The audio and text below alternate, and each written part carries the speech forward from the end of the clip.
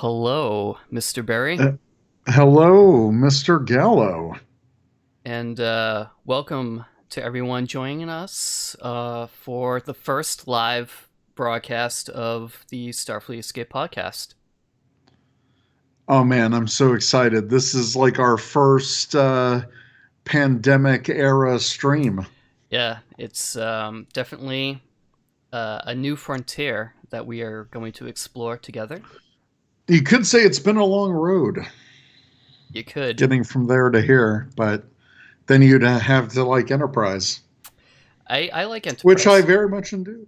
I very much do. Yeah, Anywho, yeah, don't we all? oh, we got some 4 viewers. Thank you everyone for joining us on a Friday night for some Star Trek talk about Star Trek Lower Decks.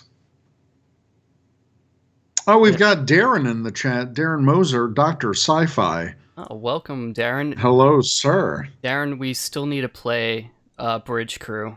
Oh, I'm gonna make it happen. I wish. Well, yeah, go I ahead. wish Eric Berry had a PlayStation. Not going to happen anytime soon.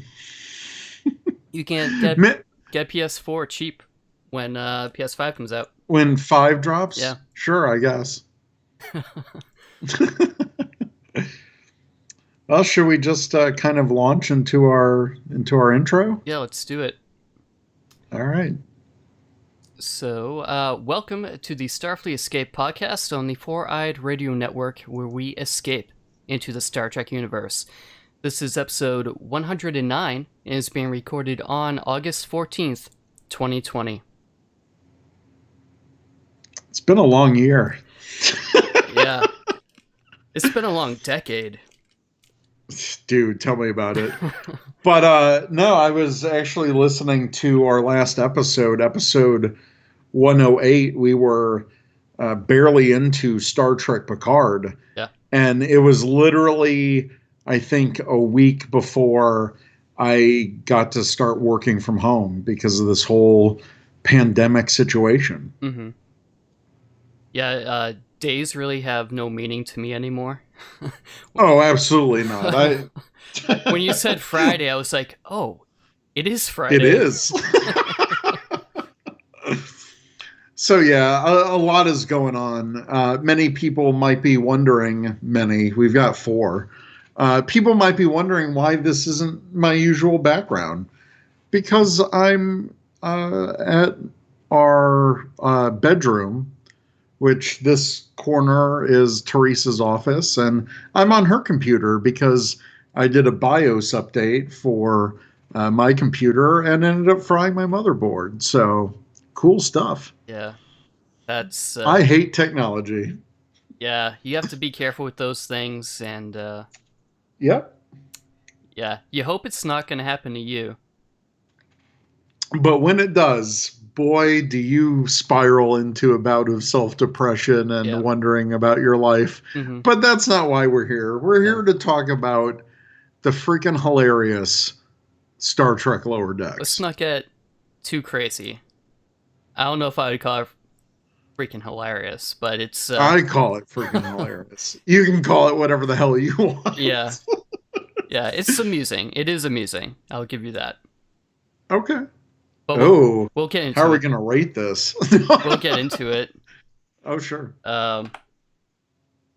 It's been a while. I'm trying to find the groove of the Starfleet Escape podcast. Yeah, and especially since this is our first live video episode, it's kind of hard to not hard, but it's definitely a different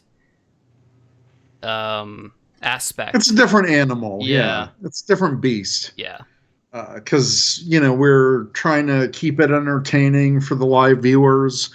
And I want everyone to know that Aaron did an amazing job with these stream graphics. Thank you. I've been tuning into your Twitch streams when I can. Mm-hmm. And I think the work that you did on that is amazing. Like, I love these little like lines going up and down, There's some movement. There's things happening. I really like this cutout. So everyone should definitely give props to Aaron. This is great. Well, I appreciate that. I did try to make it look cool and engaging.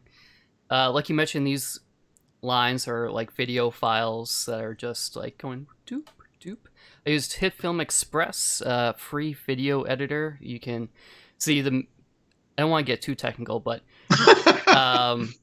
the good thing about HitFilm Express is that you can export with an alpha channel. Oh, nice. So, to mask it out. Yeah. So see, I know what you're talking about. That's like Photoshop terminology going on. So yeah. I know. Yeah, exactly. And I have a little. I have to get my bearings here. Over there. Yes. Oh, see. Oh. Yeah. Is a little escape pod with the thrusters right going. Oh, whoa! I went too far. Yes. Well, there's one in the middle. Wait, where am I? There's one in the middle. But that one doesn't have like the launchy thing. There's one that's kind of transparent. Oh, you mean up here? Oh, damn it! Yeah. You mean up here? Yeah, that one. And for those who are listening to the podcast, which this is not relevant at all. Yeah, I'm sorry. But you can always find. I'll keep this on YouTube, so you can always find us there. Find which, unlike Twitch, YouTube keeps the videos forever. Very important. Yeah. Very, very important. Yeah, indeed. But let's talk some Star Trek news.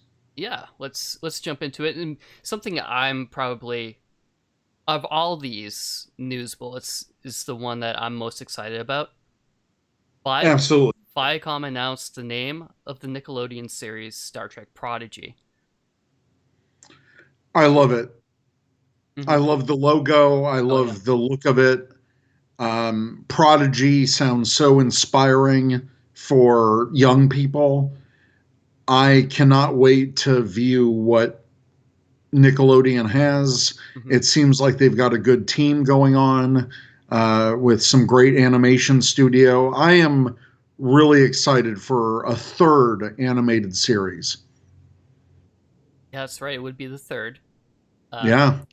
I have high hopes for this. I want something a little bit more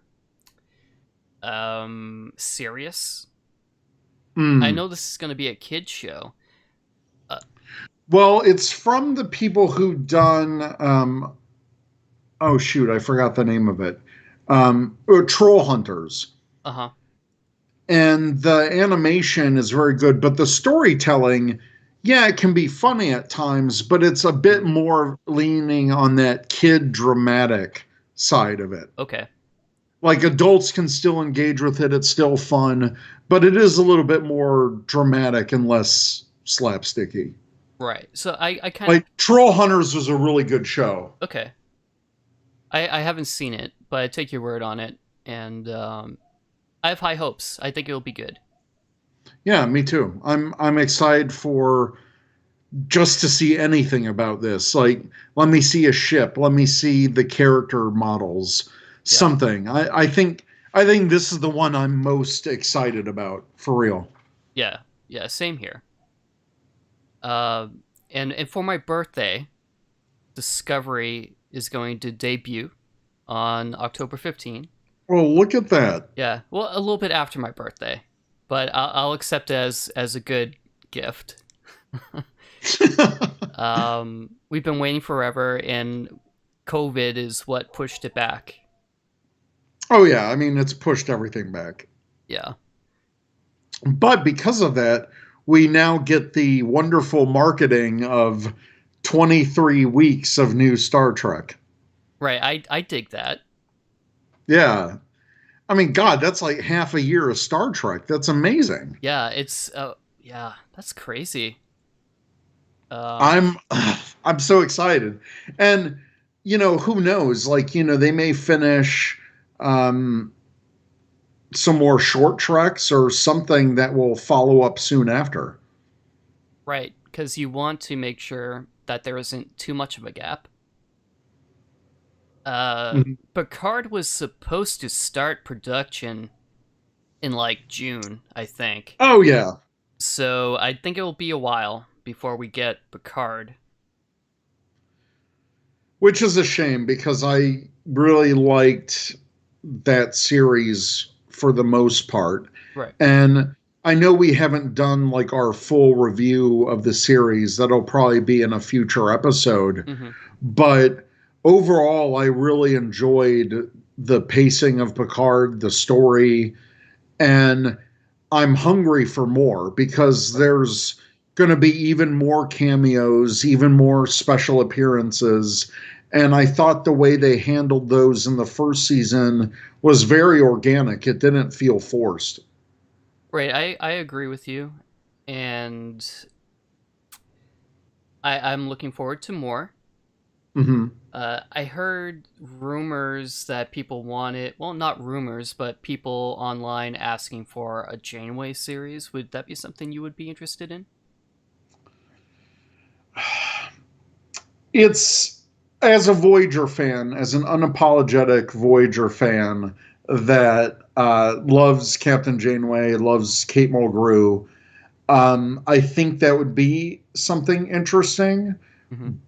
But my only reservation is then this all becomes samey. So are we going to get a series for like every captain?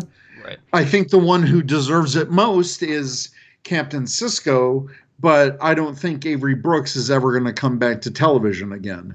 Right. I would love to see Enterprise continue in some way. Give me that Romulan war that we were building towards, which could work because, the actors have now aged appropriately. Why not? Right. But for Janeway, I don't know what they would do because she made it home. Mm-hmm. We saw her in Nemesis. She's become an admiral. Right. And it would have to be like Picard. It would have to be something where it's a unique adventure. It would have to be something that is different than what's happened before. You can't have her like get re-lost in the Delta Quadrant or anything like that. Right. And plus, I would actually want to see her make an appearance in Picard, a future season.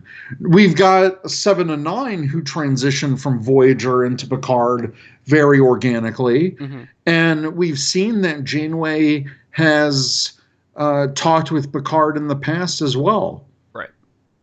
So I think it would be more organic for her. But listen, I have no doubt that Kate freaking Mulgrew would hold a show on her own because she's done many leading actress roles recently throughout the years. Right. And she is a phenomenal actress. I have no doubts that she would kill it in her own series. But what would that series be? Listen, I'm all for more Star Trek. Give me Star Trek all the time. We went through a 10-year gap from 2005, or no, a 4-year gap. But that gap felt like forever. It felt like 10 years. Yeah. And, that's not counting because we only got one movie every 2 years. Yeah. Technically, there's a big gap of years where we didn't have any new Star Trek. And I'm here for all of this. Mm-hmm. Not every show is going to hit all the buttons, but they're going after different audiences. So let them do that. Yeah, no, I definitely concur. And I think it would be better to have her do a cameo than have a complete series based on her. Mm-hmm. Speaking of series, Kurtzman says that Star Trek Strange New Worlds will begin production in 2021. Well, I mean, we haven't even talked about that news. The fact that there's even going to be a series. Right. A new Pike series. That's right. We haven't. This all happened during our time off. That's true. Yep. Strange New Worlds, Captain Pike, and crew. I'm very excited. As am I. And I'm more excited about this than the Section 31 series, which is also supposed to start production 2021 sometime, probably. Yeah, and I think you're right. Like the Star Trek Section 31 series, that's the one I'm like maybe least excited about because I don't know anything about it. Obviously, it spoils somehow the storyline for Discovery season 3 because last time I checked, Michelle Yeoh's character went with them into the future, Right. and they said there was no chance to get back. So, without knowing the outcome of that season, I don't know. Yeah, I think it would make more sense to have Section 31 just sprinkled in other series than having a whole series based on it. Like, which, funny enough, there was a joke about Section 31 in the newest Lower Decks. Indeed. The Power Walk. Power Walk, yeah. Oh, they should so have someone from Section 1 doing the Power Walk in a live-action series. I would die laughing. Yeah, that would be funny. I would die laughing if a reference from the animated series jumped to the live action. Yeah. Which it has happened from TAS to Enterprise. Yeah, many times. Yeah. So definitely could happen. Mm-hmm. And something most relevant, you can watch episode 1 of Lower Decks free for a limited time on both YouTube and Pluto TV. If you know Pluto TV, it's like a live TV, so you have to catch it at the right time. Right. To see it, but YouTube, obviously, it's on demand. Yeah, I'm very excited for this. I think this is a great idea that they do to entice new viewers to get into CBS All Access. And, watching these two Lower Decks, I've been having a blast with it. So if you like the first episode, I think the second one continues that progression of being funny and entertaining. And that's important. Yeah, so if you like episode 1, I think you'll like episode 2 even more. Oh, yeah. Episode 2, in my opinion, was the better of the two. Yeah, it's like all Star Trek pilots. You're feeling out the characters. You don't know what's going on. You're getting invested into the world. So, right. Yeah, I totally get that. Yeah, the only Star Trek pilot that I like is the original series. And I like both of the pilots for the original series. Really? Yeah. What about Broken Bow for Enterprise? All I remember about that is that a farmer shot a Klingon with like a plasma rifle.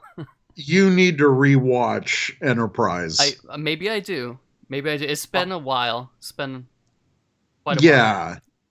Yeah, because I haven't been cheating on the podcast, but but one of my friends has a YouTube news network for various nerd culture. Okay. And so like they have their own live stream for Power Rangers, for wrestling, for Star Trek. They recently created one. It's called the Riker Maneuver. And I've actually been on a couple episodes of those. So you got someone like me, a Trek veteran, who's watched everything. And then the two co-hosts, I'm just like, I'm semi-regular. I'm not even like a regular co-host because I can't commit to like every Saturday. Yeah. But no, I've been for some select episodes, and actually tomorrow I'll be on again because we've reached the Andorian incident, which is my favorite alien species, as everyone knows. And it was the first introduction of the Andorians after so many years. So, check out the Riker Maneuver on YouTube. But no, it's funny because the main host, who's the owner of the network, Mm-hmm. never watched Star Trek Oh, at wow. all. Kind of like put it like he just kind of brushed it off like whatever, it's that nerd whatever. Mm-hmm. He gave Enterprise a chance because he said, if I'm going to get into Star Trek, I want to do it chronologically. Oh, wow. Okay.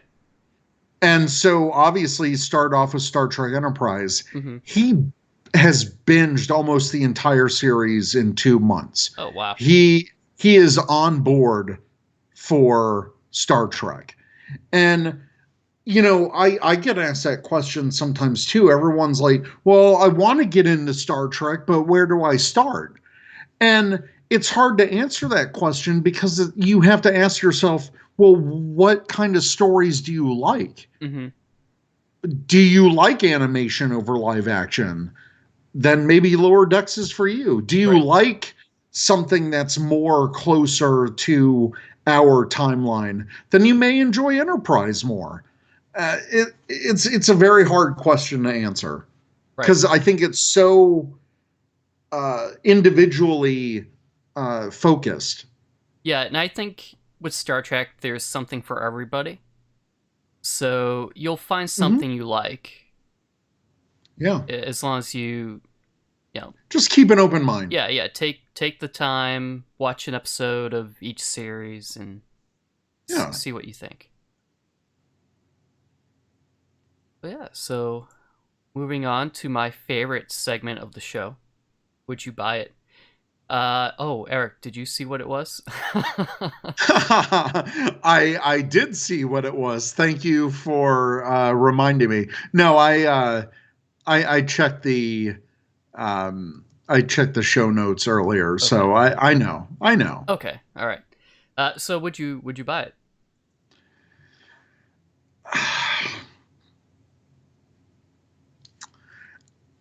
I'm on the fence Okay. because I like the artwork, I like everything involved in it. Mm-hmm. Uh but like I do have a record player. Oh well, now I'm giving it away. I have a Spoiler alert. player. I have a player for this, but Yeah. I don't collect these. I see. So I think it looks cool. Mm-hmm. I would buy it if I was more into this, Yeah. but I'm not into this type of product. Okay. But I would buy it if I was. How about that? Okay. I would definitely consider buying it. Okay. I as well have an apparatus to use this. And I actually have well, let's show what it is. Okay. It is the Star Trek Picard original series soundtrack with transparent green with splatter vinyl. So it's kind of a cool design on the actual record. Yeah. No, like I said, this looks great. If there was a CD version of this, Mm-hmm. I would probably pick it up, or if I could buy this digitally. I love the music of Star Trek Picard. I think it's very moving and memorable, especially that theme song. So Yeah, I would definitely consider this, but just give me a different format. I don't need the I see. fancy Um, green well, splatter or whatever that well, is. I'm sure that they will have this on CD as well. Hmm. Um, but there are collectors of vinyl. I have a Star Trek CD from the 70s, not CD, of Vinyl. vinyl. I believe it's a 45 from the 70s, and Wow. it's a like a maybe early 80s. No. It's from the Well, what is it? the original recording. I believe is from the 70s, but it was Remastered? not remastered, but Repressed. repressed with different artwork.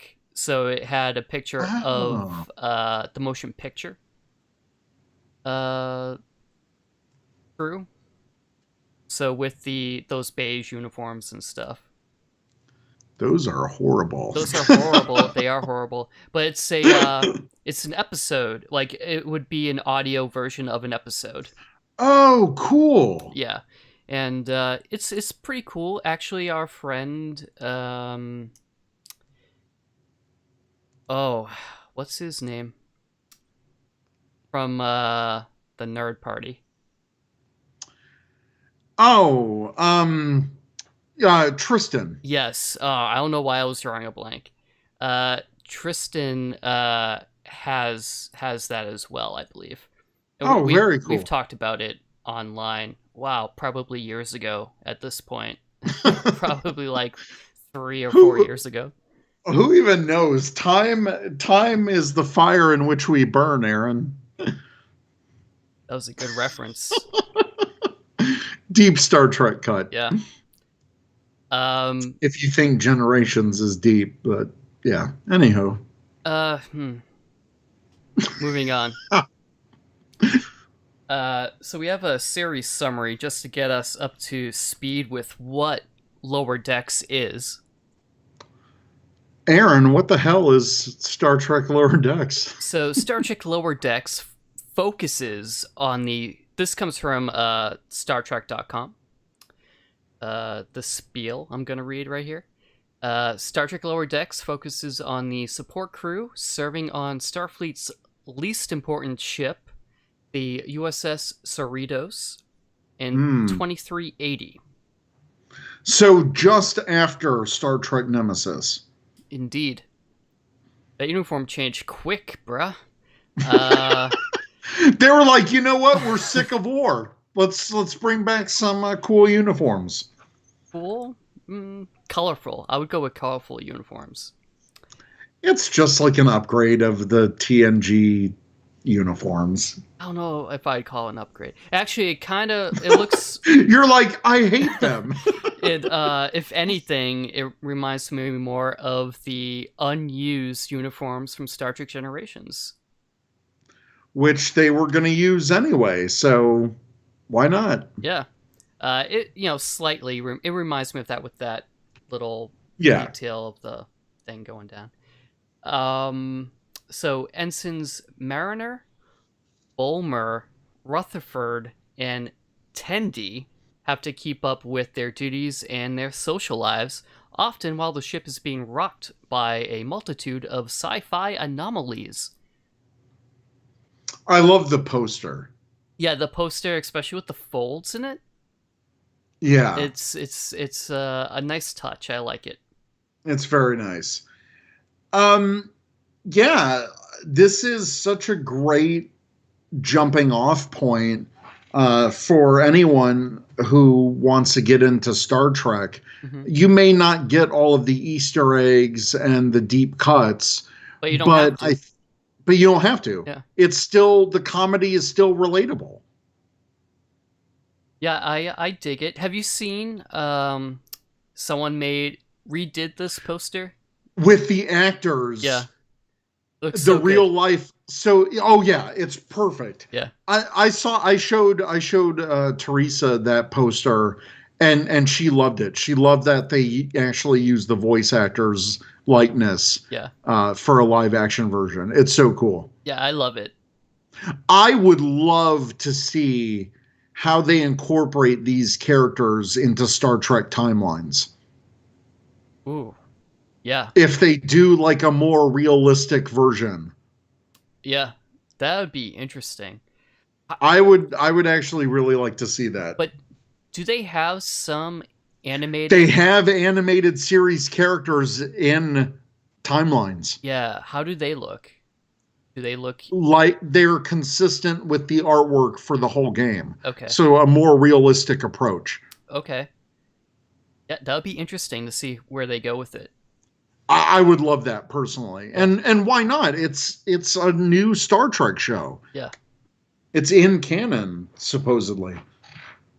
See, Darren says 100% there for a USS Cerritos in Star Trek Bridge Crew. Oh.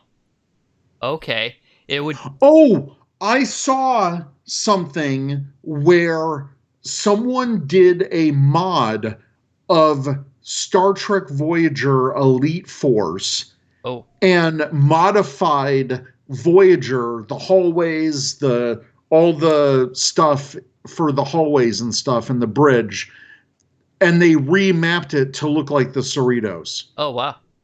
I'll have to find that link, but I'll send that to you. Yeah, most definitely. I have Elite Force. Well, apparently there's like a whole modding community that reskins the game. That's that was fast, Darren. Yeah, I would be interested in that. I don't have it installed. I have Elite Force 2 installed because I am a fan of Captain Picard. So right. Yeah. But speaking of the Cerritos, what do you think of the California class starship?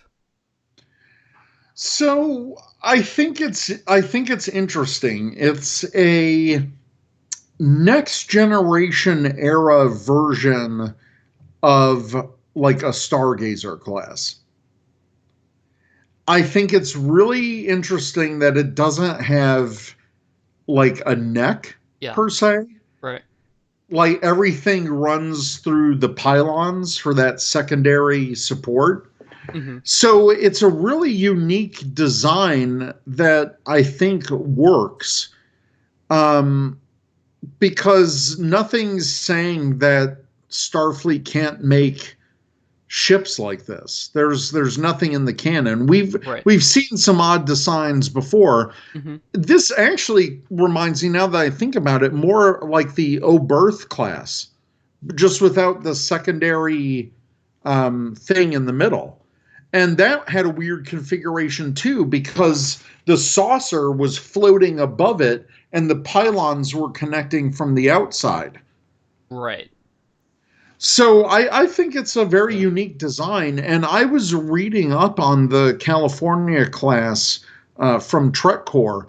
Mm-hmm. So you see that yellow stripe on the ship? Mm-hmm. Apparently, the California class is like a workhorse type ship. So this is like an engineering support vessel. There's a red stripe for like command and diplomatic situations. And there's a blue stripe version of this ship for emergency medical situations. Huh. Interesting. So that's a little design aspect of the California class. And all of the shuttles are named after places and monuments in California, the state of California. Yeah, I noticed that, like the Yosemite shuttle. Death Valley. Yeah. Yeah. That's pretty cool. So the only thing I don't like about this ship is the name and registry face the back of the ship. It's backwards. Yeah. It's weird. It throws me off. Every time I see it, I'm like, no, that's not right. Like, that's really odd. I don't understand why they would do that. Why that would be a choice. I'm trying to concoct some weird You can't. fanon thing. It's I don't know. Maybe if they're docked because they're a support vessel, you need to have the registry facing outwards when it's docked. I don't know. Yeah, I don't know. But I really dig the design. Otherwise, I like the side profile. Yes, I think the side profile looks really slick. And I am so glad that they had the Master System display in the first episode. I am a Trek tech geek, and I love Master System displays. Mm-hmm. So to see a Master System display, and they're actually using it as a joke in the series, like, don't go anything below this deck. It's wonderful because we got some amazing close-ups. Mm-hmm. I was just waiting for like the rubber duck to make an appearance. Yeah, or like the Ferrari or whatever. Yeah, gerbil on the wheel. Yeah. The nacelles are interesting. Um, definitely nothing like in the Next Generation that I remember. Right, and I think this is more because it is in 2380. I like that it blends the Next Generation with the saucer type.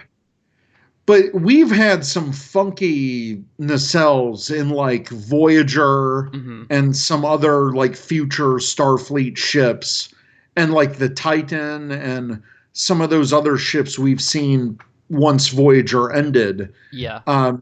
So oddly enough for me, it all works together. No, it definitely works together. And I guess the nacelles are the one place where you can like have fun and not worry about.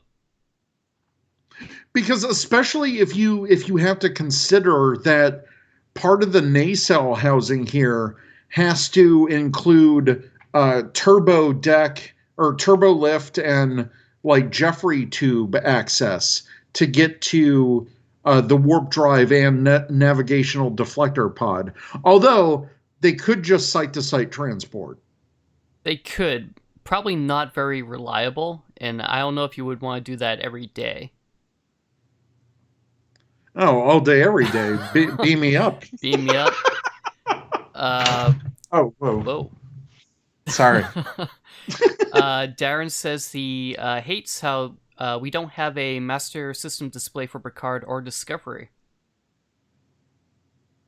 I think for Discovery, I mean, we've seen like cutaways and like little wire things in the background, but yeah.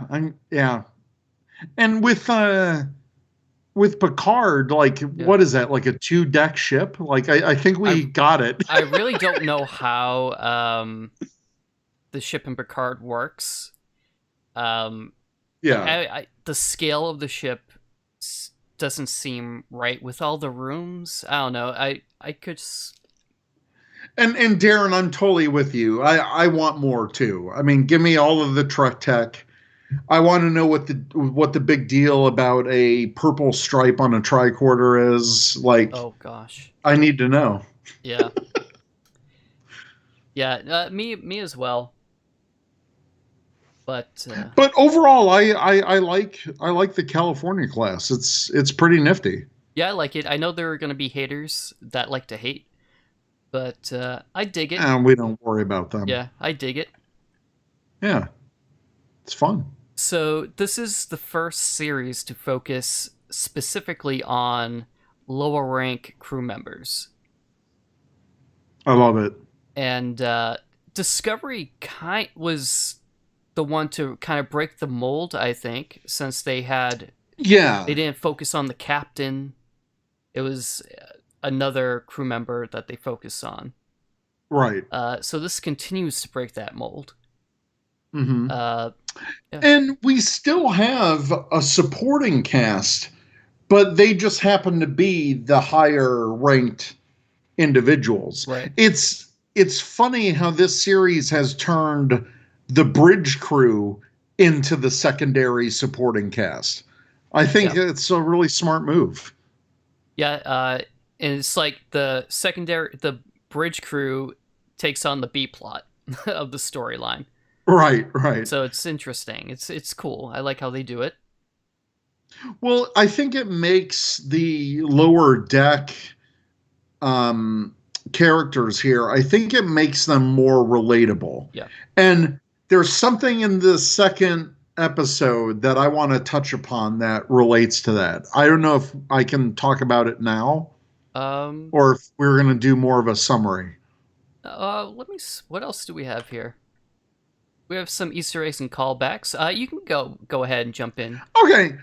So in the second episode, which is called Envoys, there's two great moments with Rutherford where he's trying to quit whatever division, and the dramatic tension swells, and you think there's going to be a conflict. And they're like, that's wonderful. It's great. And I thought that was a great Easter egg about Gene Roddenberry's vision that there would be no conflict. And so they turned that into a hilarious joke in the series where you think they're going to be like super pissed and mad about it, but they're like, "Oh my God, follow your dreams. This is fantastic." And everyone's like, "Yay." I thought that was a very great way to supplement the trope of like, I'm quitting my job. Mm-hmm. But in the Star Trek way that we know it should. Yeah, I dig that. The second episode was definitely my favorite of the two. Mm-hmm. Let's Well, let's talk about the characters. Sure. So we have Tendi here. Is this the first Orion that we've seen in Starfleet, aside from that one mirror universe in Enterprise where they had the Navigator? So as like a Starfleet officer? As a Starfleet officer. Well, no. The Kelvin movies, of course. Right. Yeah, you're right. The Kelvin movies. But we've never seen, I don't think we've seen in the Next Generation era an Orion serve. I believe you're right. I don't recall an Orion. But I loved that we got a little bit more of the Orion culture when Tendi wanted to see part of the homeworld for the Orions. And that's the first time we've seen Orion, the planet, in Star Trek. I believe you're right. So no in Enterprise, that was just like an outpost? No, that was just an outpost. Okay. We've never seen the Orion homeworld. Okay. Yeah, so that's interesting. A new piece of Trek canon for an established species that dates back all the way to the original series. Yeah, absolutely. And I'm all here for all of the Andorians. Oh yeah, I'm sure. In Star Trek Lower Decks. I mean, we've got them on the Cerritos. There was a whole Andorian district on this planet they went to in the second episode. Right. The one guy had an Ushan Tor, like the ice pick from Enterprise. I was here for all of it. I love these little Easter eggs. I love the continuity. Mm-hmm. It's fantastic. Yeah, I knew you would like so many Orions actually. There's a lot of Orions. They're just like in the background, like yeah, pretty good. But that's the beauty about animation when you don't have to worry about makeup budgets and all of that stuff. And it makes the world feel more natural. The universe of Star Trek feel more natural, not just like, oh, hey, it's this humans only club, you know? Right. That definitely helps. Yeah. You've mentioned Rutherford, who was in the second episode, changing career paths. Well, I liked in the first episode, I liked his B plot going on a date, and they end up helping save the ship. We even got out of ship Evie walk, right? Which I thought was fantastic. That was cool. So I wonder if Tendi and Rutherford are going to be just B plot characters.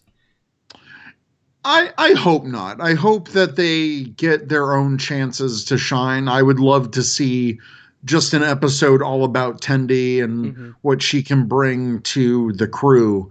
And I think we'll get that over time, especially considering that a second season is already confirmed for this. Right. So that's great. I definitely want to know more about Rutherford because in the first episode, it's mentioned that he's only recently become cybernetic.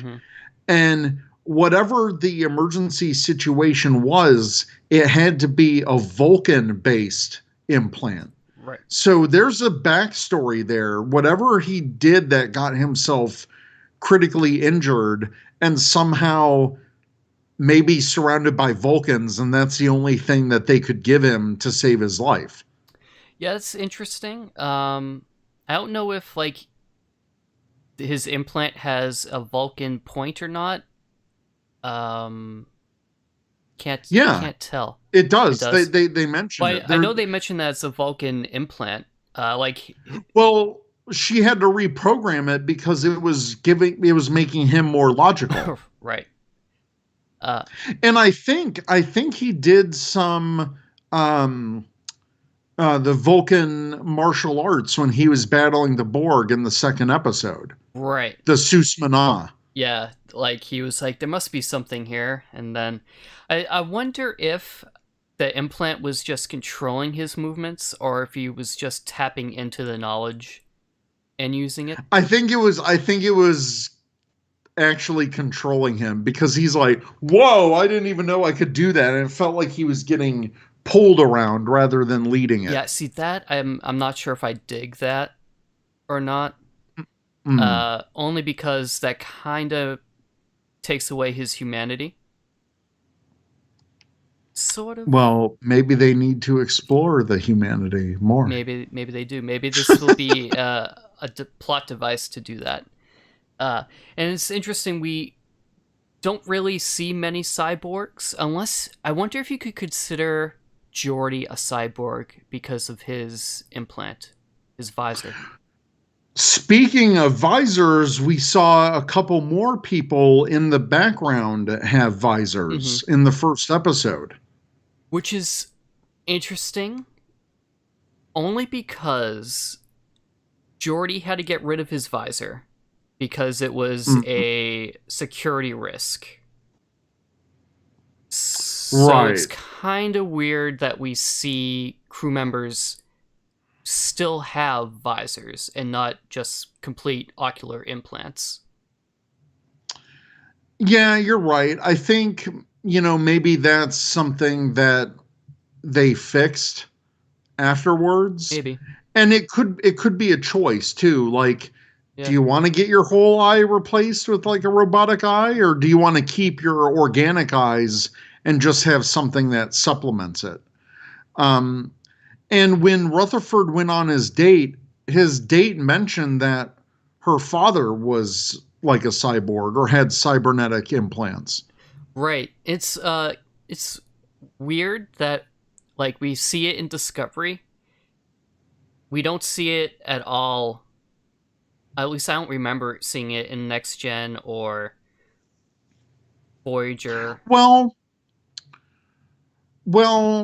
I would take that back a little bit because like the Binars are part cybernetic. I guess I mean for humans. For humans, yeah. Well, I think Geordi is the most obvious example, and yeah. No, I mean, we only saw the Enterprise D in Next Generation. Yeah. We didn't get to go off much of the ship, so that's true. A valid point. It's a big universe. Yeah, valid point. Yeah, so it's interesting because I mean we see it in Discovery. It's kind of in your face in Discovery, actually. And we saw it in the Kelvin universe movies too. So it's interesting. It's cool that we see it. It's interesting that we see him battling. Spoiler alert. Some holographic Borg. That was cool. That was a nice throwback to First Contact.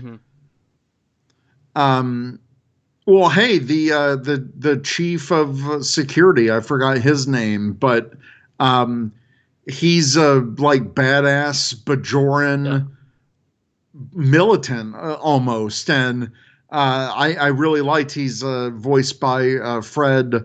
I'm going to butcher his last name, but very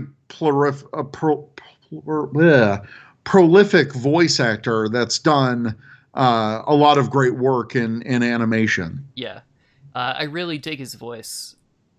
Very good. It's very distinct. Yeah, most definitely. But when he was like, by the prophets, and I was like, oh yeah, prophets. There you go. Yeah. No, that was definitely cool. Yeah.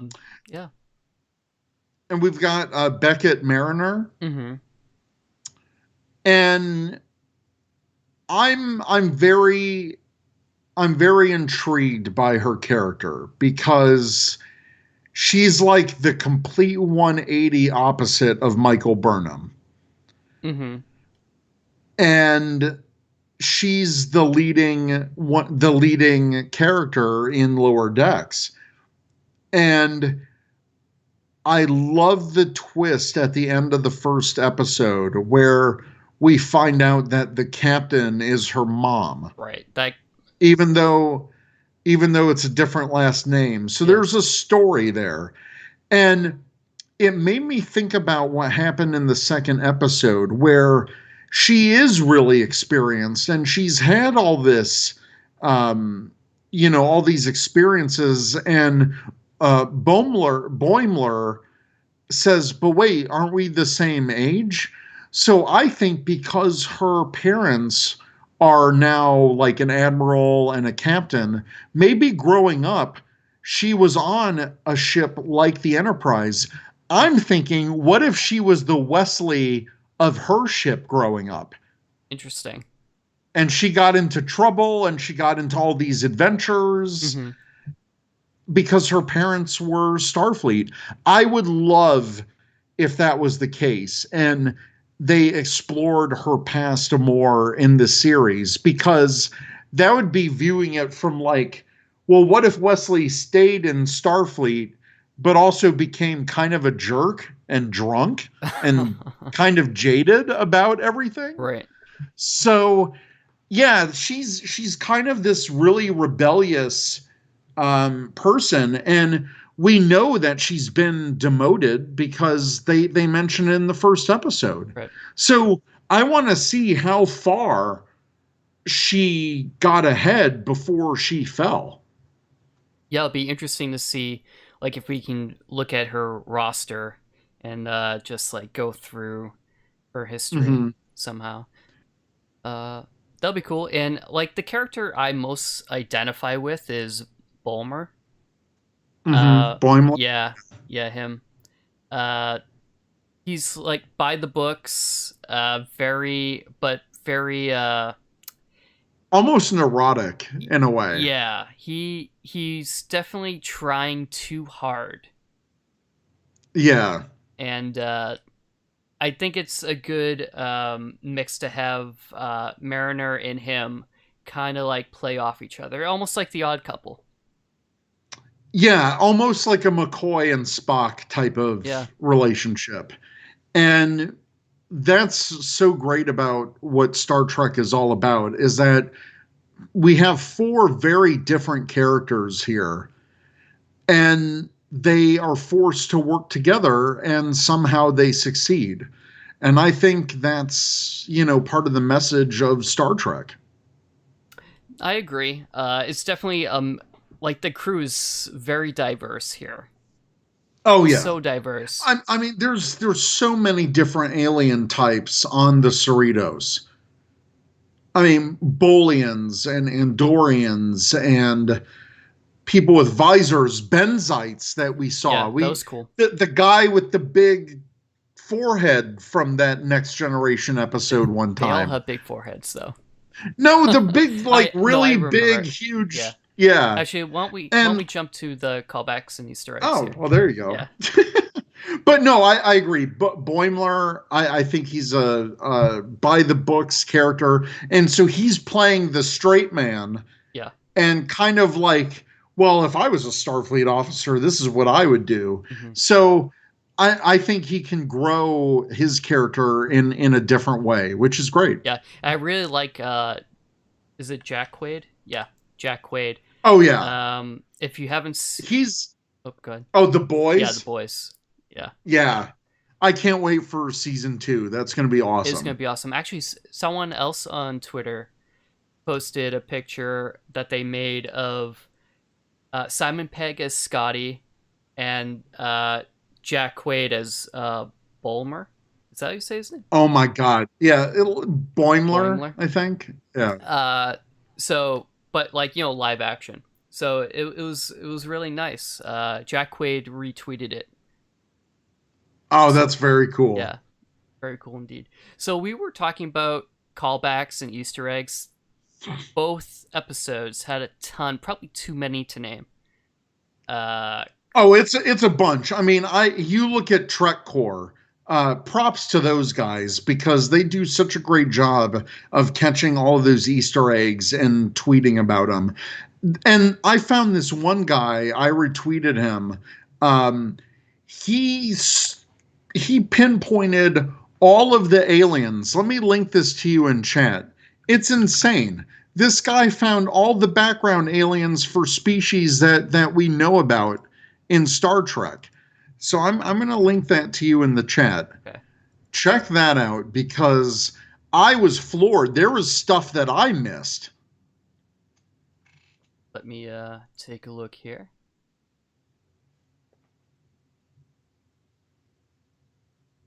Oh wow, the insurrection aliens there. Yep, the Evora. We've got the Aurelians from the animated series. We've got Morn species, and then even the Arconians from Enterprise. Wow. And that's not all. There was like a whole other. There's a whole other post. Now this one will blow your mind. Let me get the link for this. Okay. This one you're going to be like, I didn't even know that was a thing. Let's see here. What? This is a thing? Yep.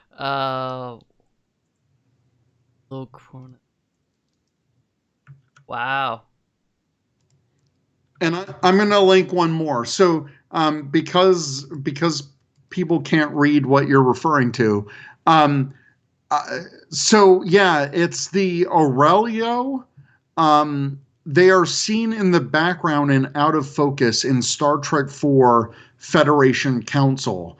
And there's actually artwork. They're supposed to be almost like a centaur type race, but you've never seen the back portion in the movie. It was only in the concept art. But here in Lower Decks, they made it a reality. Here, all right, I'm gonna switch back to that scene. So actually I'll switch to this full scene so that people can see. Yeah, there you go. That's my camera though. Hold on 1 second. Oh, hello. 1 second. Everyone just be impressed with Aaron's amazing transitions and scenes. I appreciate that. Thank you very much. It's just an excuse for you to show off your work. That's not it. Where's my camera? Oh, wait. Hey, there's me. Look at me. Here's my full screen.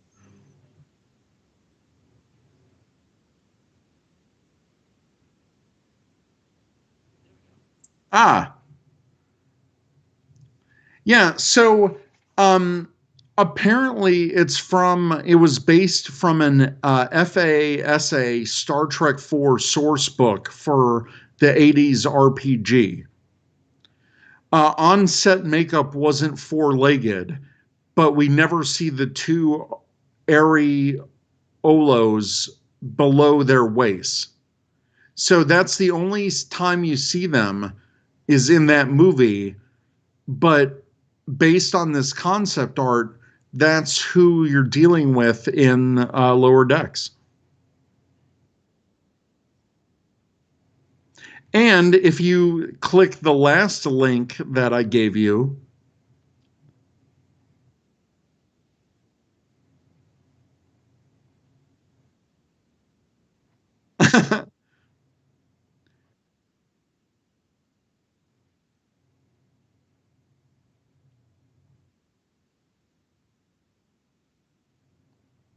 yeah, so this species, the Arcturians for the motion picture, the guys with the melty faces, and they're even in Lower Decks are even carrying the same bag style. Oh, wow. These are super deep cuts. That is crazy. Those are deep cuts, and you would definitely not pick that up unless you were looking. So that's why I think Lower Decks has such a great rewatch factor. Yeah, you're right. Wow. It's crazy. And that first, let's see. Where was that first link that you sent me? Let's see. Right, yeah. There we go. So click that full image, yeah. That's insane. I mean, we even get the other animated series alien, and the alien from yesteryear. Mm-hmm. I actually got him as a character in Timelines, so his character is in Timelines. Yeah, I've definitely seen that character. Now, if you didn't tell me this was more in Species, I probably would not have. Yeah, I mean, it's a little bit hit or miss, but for the most part, it's kind of accurate. Yeah, I mean, I think it's just their kind of recessed head, I think. Yeah. And the teeth. But the other things, that's pretty awesome. Went into that detail. Yeah, like I'd have to really go back and watch these because man, there's so many little Easter eggs. And I had to really pause when I did my rewatch. I had to pause to find that four-legged species picture. It was like literally a cut after the, whatever the commercial break was. Right. And it was like right there. That's crazy. I didn't even know these aliens existed. But see, that's like you see all these.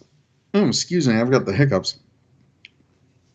You see all these comments from people that are like, oh, it's not canon, and it's not this, and it's not that, and it doesn't respect Star Trek. And they're pulling deep cuts like this from Star Trek lore.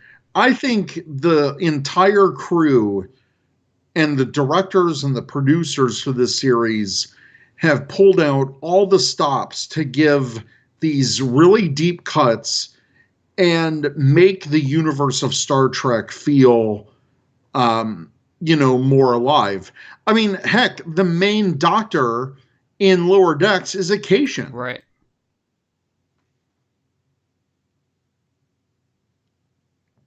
So very cool stuff. Very cool.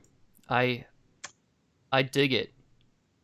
And in the first episode, we had an Argo buggy from Nemesis. Right. Yeah. And they're in the Master System display, too. Yeah, that's cool. I think they were in the Master System display of the Enterprise E as well, I think. They were. Yeah. They were. So that's cool that they included them. Another thing that is interesting that they included was I'm going to butcher the name. Cetacean Ops? Yeah, Cetacean Ops. Navigational dolphins, baby. We got them. Yeah, it's weird. And the only reference to them is in the technical manual. And the blueprints. They also make reference to it, strangely enough, in yesterday's Enterprise, where you hear them. They announce it over the intercoms. They say Cetacean Ops in. Oh, wow. I'm going to have to find that. Yeah. That's crazy. Because it's a warship at that time. Why do they need Cetacean Ops? But, who knows? Yeah. Hey, dolphins are very good navigators. You need them. Or maybe they're good in tactical situations. Hey, those bottlenose dolphins will attack people, so...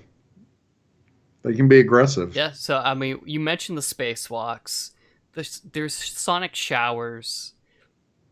Argo. There's TNG font. Oh, my God. As soon as I saw the credits with the TNG font, I felt like such a nerd. I was like, oh, my God, they're using the TNG title fonts. This is the best. Yeah, yeah, it's pretty awesome, I think. It's interesting that they didn't create their own font for this. You know what? I think it's so close to TNG anyway that it's perfect. And I forgot how much I missed titles in a Star Trek show. Yeah. Because Picard and Discovery don't have them in the actual show. Right. Yeah. So this show, unlike the other shows that you mentioned, are more episodic, Mm-hmm. where we have more traditional Star Trek stories taking place. Right. Which I dig. I dig that. Oh, I dig it too. Mariner drops a bunch of names at the end of episode 1, where she's talking about Spock, Sulu, Kirk, Yep. Gary Mitchell. And I like that Boimler was like, I don't even know who that is. I can look like, him up. I can look him up. Yeah, I can look him up. That's perfect because, yeah, that was what, like 130 years ago from them. Yeah. Like, no one remembers that. Like, that's one mission in the original series. Right. The pilot of the original. Yeah. So. But that's what I'm saying. Like, in the grand scheme of the voyage of the 1701, that's like a footnote. Like, who knows about Gary Mitchell? Yeah, that's probably true. That's sidetrack. Sidetrack. I wish it was Gary Mitchell and not Khan in Star Trek Into Darkness, but I digress.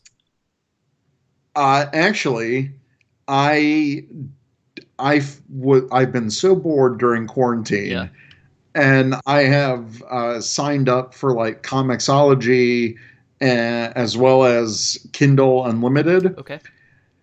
And I've read almost every volume of the Kelvin Timeline comics. Mm-hmm. And they're amazing. Really?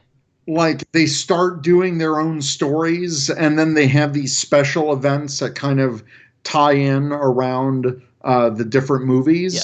But there's a consistent storyline, and things keep going. And there is a brilliant story with Gary Mitchell. Oh, okay. That's like a little mini arc in those volumes. And it's fantastic. It's almost... or wait, was that? Yeah, no, they did their own version of that. Yeah. So it's very cool. So they've got their own thing. Okay. And there is... So I know you don't like Into Darkness. I wasn't that much of a fan of it either.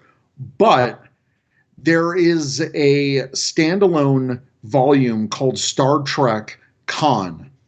Okay. And it takes Into Darkness, and it's like, because it's his trial after the events of the movie. Okay.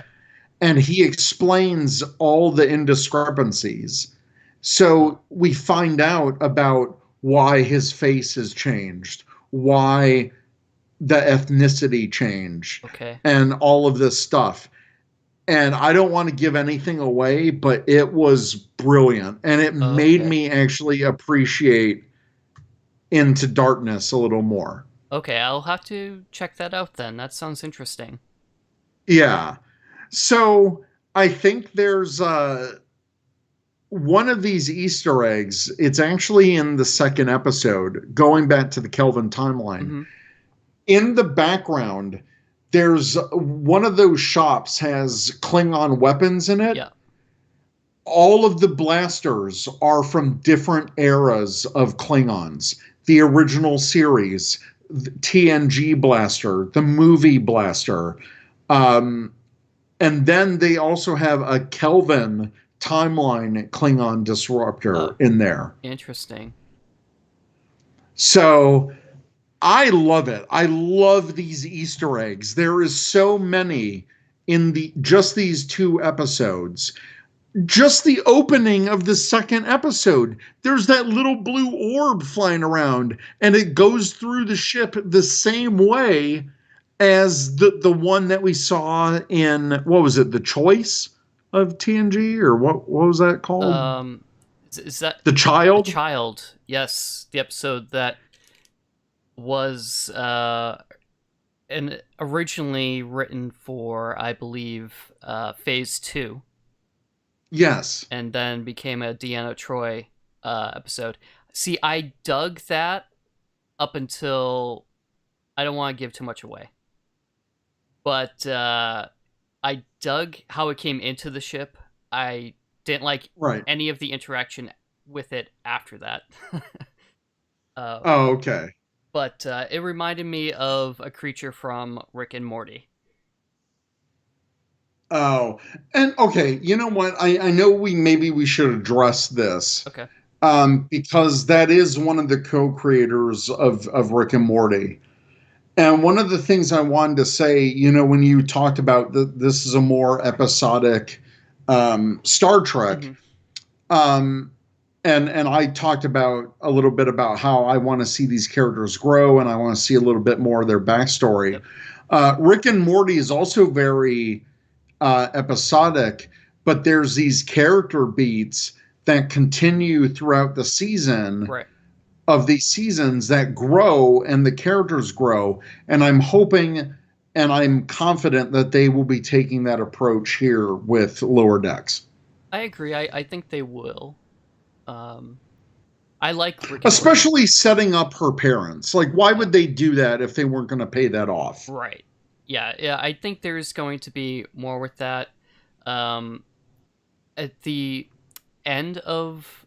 So, it doesn't make sense to have that little orb be a one-off thing. It goes into the captain, right? Okay, you took it as that. I took that as he was so out of energy that just her bumping into him completely destroyed him. Oh, no, I took it as he is now inside of her, building his energy back up, and he's going to take her over. That's actually quite interesting. I thought that was more of a joke, like he's so tiny that just her passing him kind of exploded him. Mm-hmm. But if that's the case, that's a little moment, a little throwaway moment in a teaser opening. That what if that becomes a major plot point in a future episode? I hope it does. Yeah, that would be great. I mean, that's how I took when I saw it. I was like, okay, this is going to come up again somewhere later in the series. But just the fact that she's debating what to say to like go to warp, like what's her catchphrase? Hit it. That's awesome. Because we have Captain Picard engage. Pike is hit it. Wait, what's the Prime Universe? Archer's like, let's go.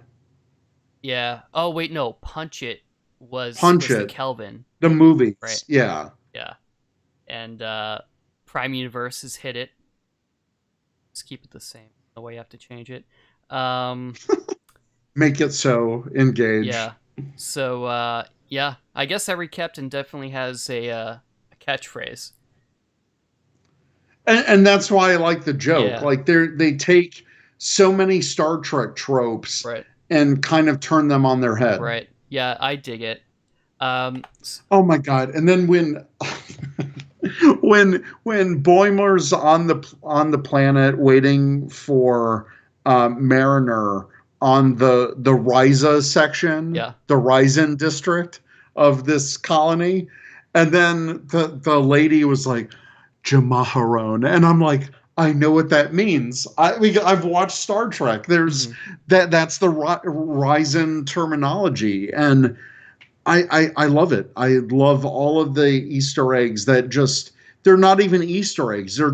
They're using the fabric of Star Trek to tell their story. Yeah. And I think we can get into our impressions of the series so far. Sure.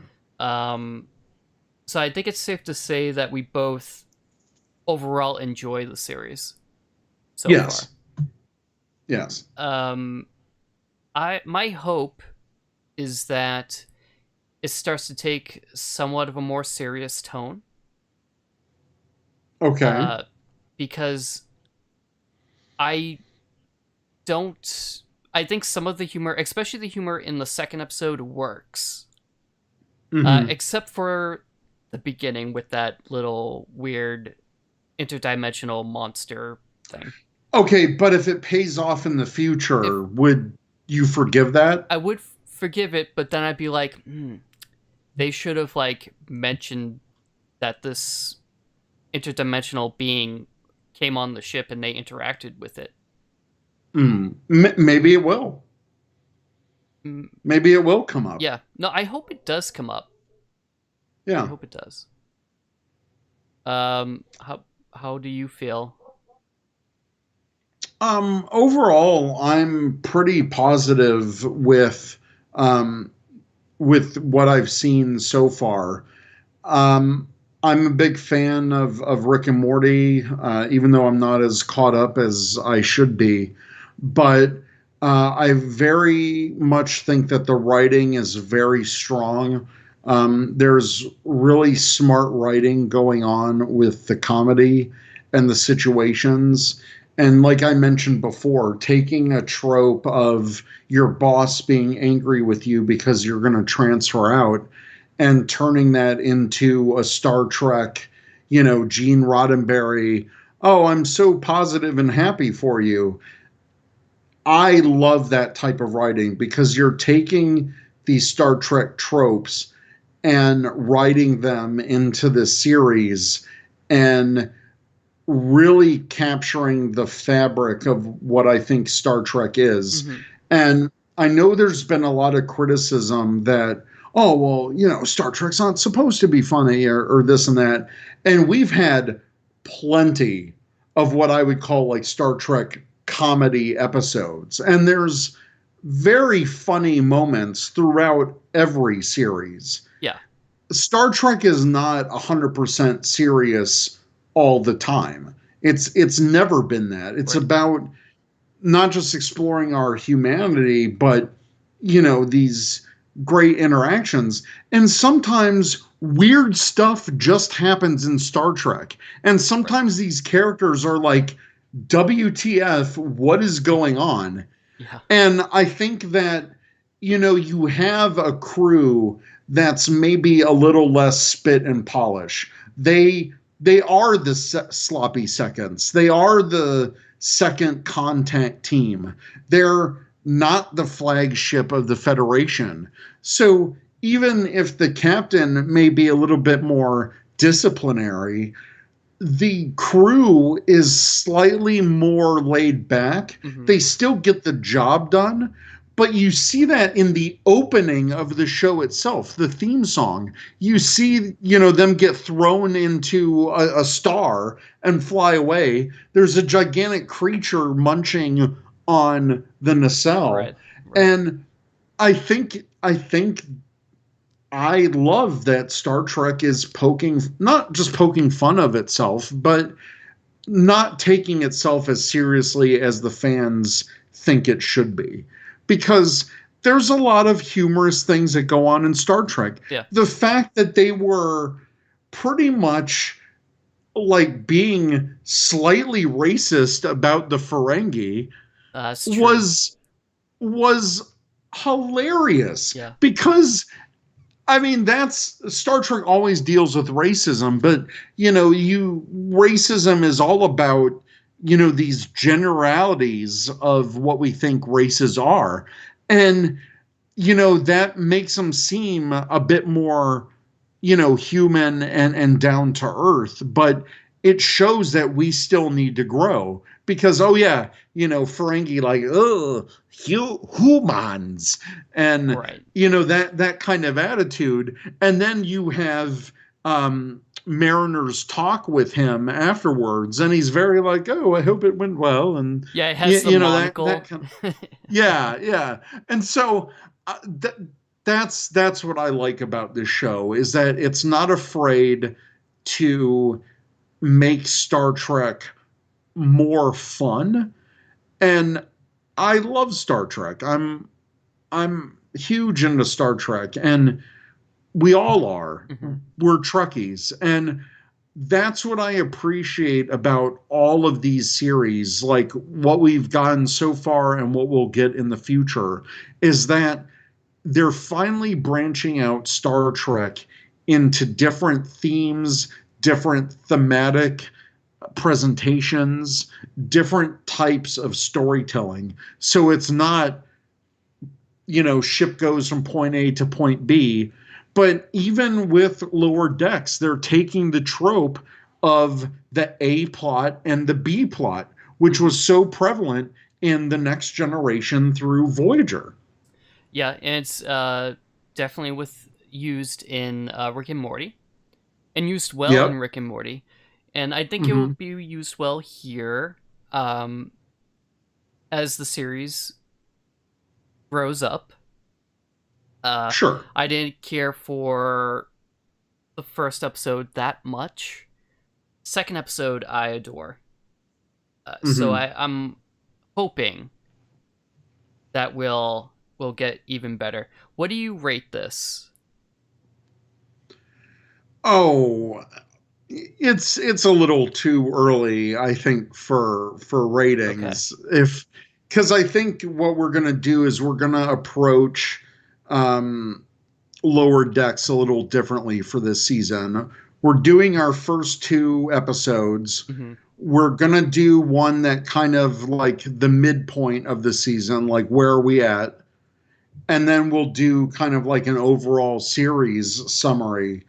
But my impression is that I think it's on a very positive track. Okay. I'm very entertained. I think if it can keep up this level of entertainment and increase the storyline as we get to know the characters, I think it can only get better from here. No, I agree. I would have given the first episode a C rating. And the second episode, B plus.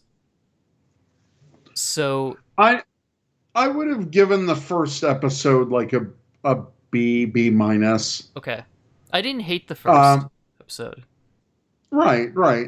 But yeah, I mean, it's like all pilots. Right. It has to do certain things in a pilot. Yeah. But I'm with you. The second one was so refreshing, and it was. I think someone said this online. It felt like that one episode of Deep Space Nine where Nog and Jake kept trading favors.